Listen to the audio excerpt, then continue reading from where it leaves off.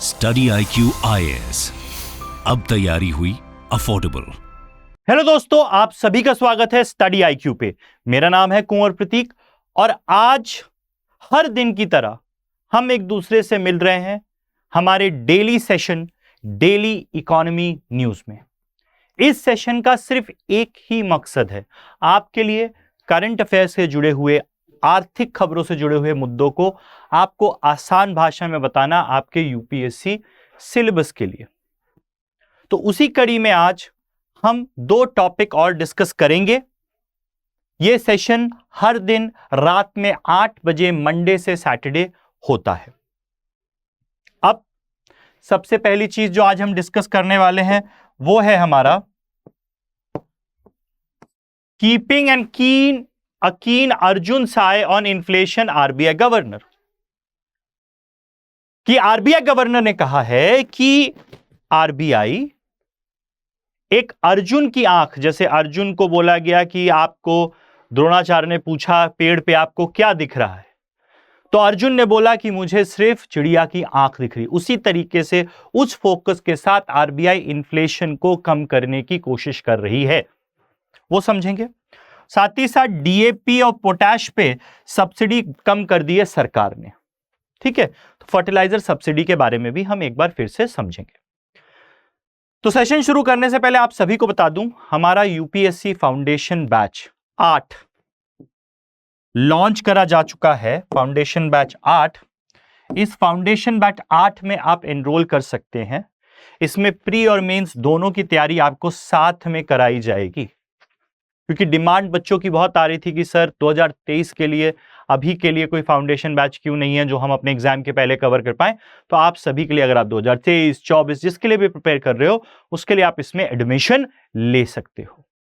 इस बैच के फायदे मैं आपको बाद में बताऊंगा, लेकिन आपको इस बैच में एनरोल करना है तो आपको ये मात्र 19,000 रुपए में मिल जाएगा, 24,499 की जगह, अगर आप यूज करोगे कोड केपी लाइव। कौन सा कोड?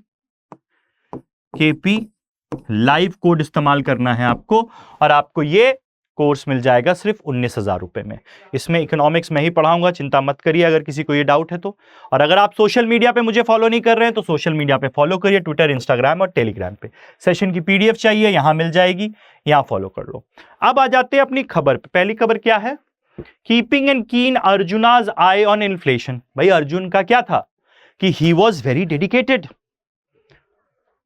उनका जो एम था वो उसी पे फोकस रखते थे। तो देखिए सिंपल सी बात है, आरबीआई को 2016 में 2016 में एक मॉनेटरी पॉलिसी फ्रेमवर्क साइन करा उनने। 2016 में क्या किया? एक मॉनेटरी पॉलिसी फ्रेमवर्क साइन किया उन्होंने, गवर्नमेंट ऑफ इंडिया और आरबीआई ने, इन दोनों ने मिलकर एक फ्रेमवर्क साइन किया, मॉनेटरी पॉलिसी फ्रेमवर्क। इस मॉनेटरी पॉलिसी फ्रेमवर्क में गवर्नमेंट ने आरबीआई को कुछ टारगेट्स दिए। उसको क्या बोलते हैं कि आपका प्राइमरी एम होगा इन्फ्लेशन टारगेटिंग, कि आपका प्राइमरी एम है कि आप इन्फ्लेशन को टारगेट करेंगे, और जो आपको सीमा बताई जाएगी, जो आपको लिमिट बताई जाएगी, उसमें इन्फ्लेशन को रखने की आप पूरी कोशिश करेंगे। तो लिमिट क्या थी? कई बार बता चुका हूं, 4% आइडियली प्लस माइनस 2%, यानी 2% से 6% के बीच में इन्फ्लेशन को रखना है। अब ये जो मॉनेटरी पॉलिसी फ्रेमवर्क था जिसके अंदर इन्फ्लेशन टारगेटिंग दी गई, उसमें एक और प्रावधान था कि 2016 के पहले अगर आरबीआई अपने टारगेट मीट होने के नहीं कर पाता था तो आरबीआई कोई जवाबदेही थोड़ी ना थी, आरबीआई किसी को जवाब नहीं देना पड़ता था। लेकिन मॉनेटरी पॉलिसी फ्रेमवर्क के अंदर अगर 3 क्वार्टर्स यानी 3 तिमाहियों के लिए अगर आरबीआई फेल हो गया अपने टारगेट अचीव करने के लिए, 3 क्वार्टर्स में, यानी इतने में इन्फ्लेशन नहीं रख पाया, जो है इस साल की शुरुआत से ही और पिछले साल से ही जो इन्फ्लेशन है उसकी लिमिट 6% से ज्यादा चल रही है। इस समय कितना है? 7.4 है लास्ट आंकड़ा। उसके पहले महीने में 7% था, उसके पहले महीने में 6.69 था। और इस साल की शुरुआत से लेकर अभी तक जो एवरेज महंगाई दर है वो भारत में 6.3% रही है, एवरेज महंगाई दर। तो आरबीआई अपने टारगेट में फेल हो चुका है। तो इस पॉलिसी फ्रेमवर्क के अनुसार जब 3 क्वार्टर्स के लिए आरबीआई फेल हो जाता है तो आरबीआई को गवर्नमेंट ऑफ इंडिया को एक चिट्ठी लिखनी होती है जिसमें उसे बताना होता है व्हाई डिड दे फेल, वो क्यों फेल हुए। सेकंड, उनको बताना होता है how will they fix it, कि कैसे वो जो नहीं पा पाए हैं इन्फ्लेशन को कम करना वो कैसे पाएंगे। और तीसरा, उनको टाइमलाइन बतानी होती है, क्यों फेल हुए, कैसे सही करेंगे और टाइमलाइन। इससे क्या होता है, अकाउंटेबिलिटी आती है, जवाबदेही आती है आरबीआई की, इसके पहले तो नहीं थी। तो वही चीज बोली जा रही है, आरबीआई गवर्नर ने बोला है कि हमारी अर्जुना की आय की तरह हम इन्फ्लेशन को देख रहे हैं।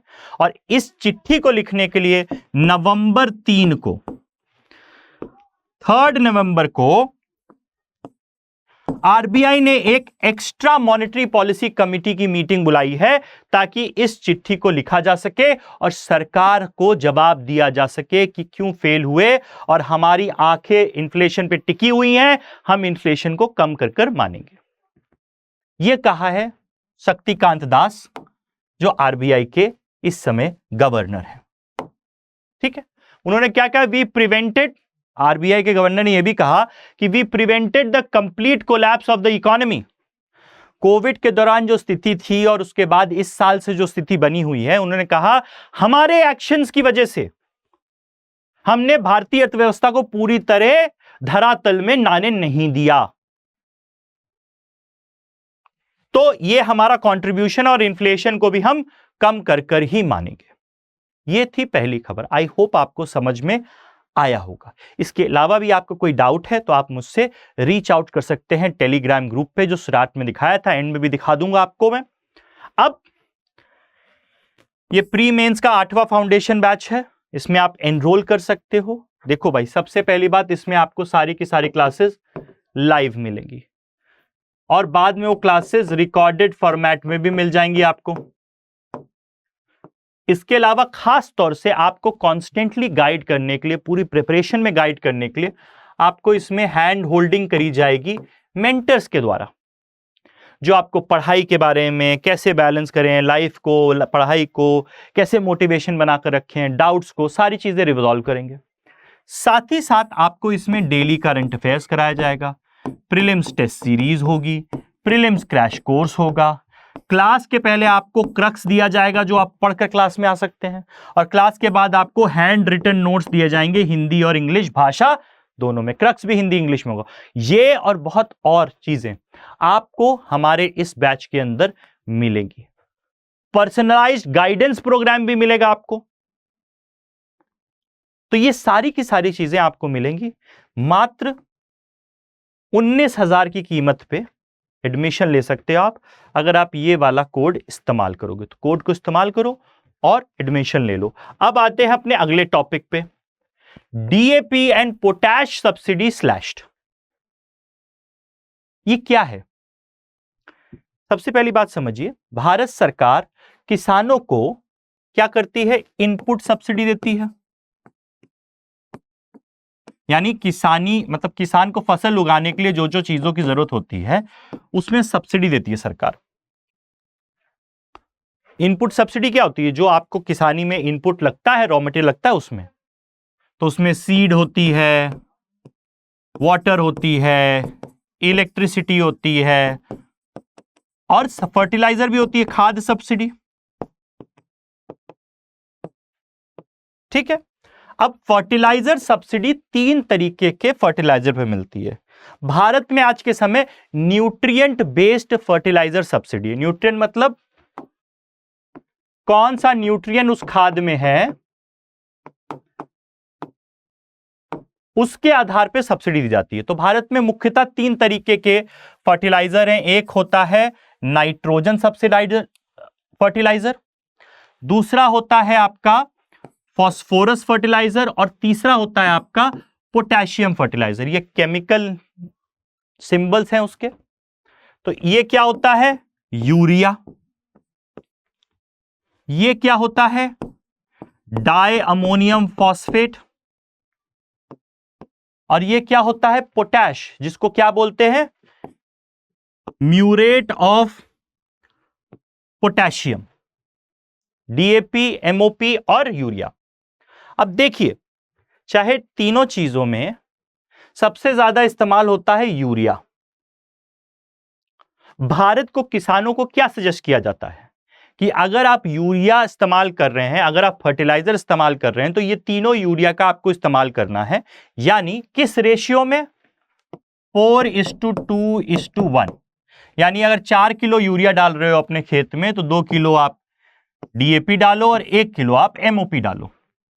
लेकिन भारत के किसान जरूरत से ज्यादा इस्तेमाल करते हैं यूरिया को, वो एक प्रॉब्लम है। और उसकी वजह से क्या है? भारत का जो सब्सिडी बिल है फर्टिलाइजर का, वो बढ़ जाता है सरकार का। सबसे ज्यादा खपत यूरिया की है। अब इस साल क्या हुआ भाई?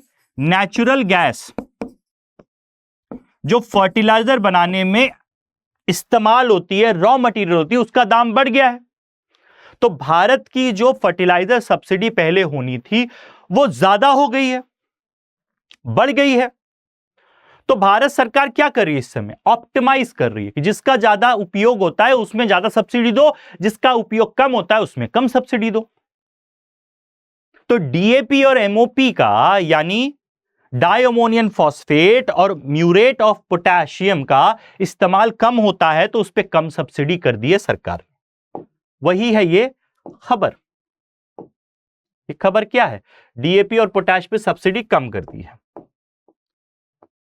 तो क्या है? Cabinet on Wednesday increase subsidy rate for nitrogen, urea, but cut the support for phosphorus and potassium and sulphur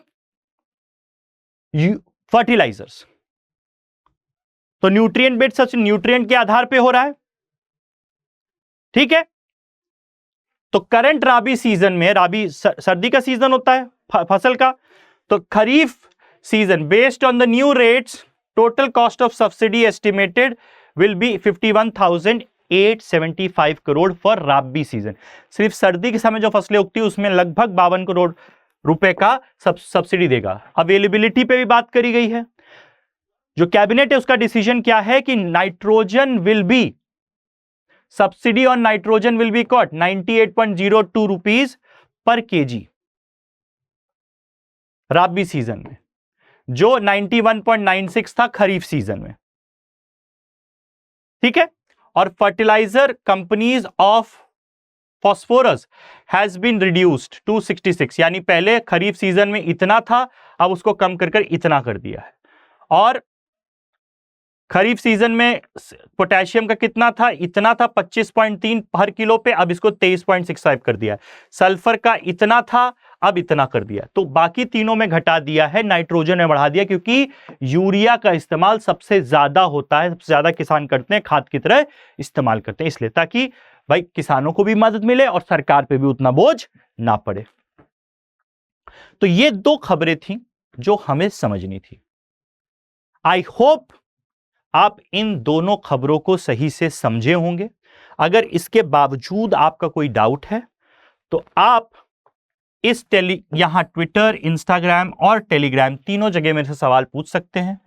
यहां पीडीएफ मिल जाएगी आपको सेशन की, तीनों जगह सवाल पूछ लीजिए। जाने से पहले एक बार फिर बता दूं, आप इस कोर्स में एनरोल कर सकते हैं। आपको कोड इस्तेमाल करना है केपी लाइव, 19,000 रुपए मिल जाएगा। कोड याद रखिएगा, केपी लाइव,